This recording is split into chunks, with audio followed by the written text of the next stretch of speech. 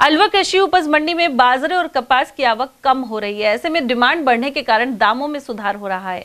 केडलगंज व्यापारिक संचालन समिति के अध्यक्ष सत्य विजय गुप्ता ने बताया कि मंडी में प्रतिदिन कपास 100 से 200 गांठ और बाजरे की आवक 1000 से 1500 बोरियों की है।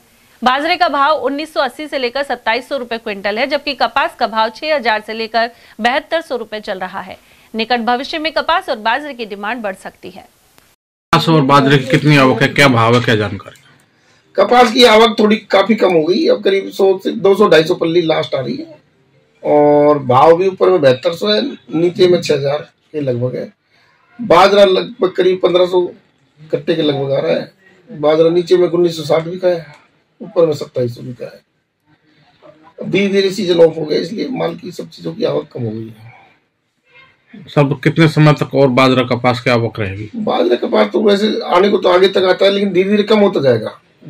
जिसको जैसे जैसे किसान को आवश्यकता होती है वो तब लेके आएगा और बेचेगा, तो धीरे धीरे कमी होगी आवश्यक। सब भाव और भी बढ़ सकते हैं, यही रहेंगे?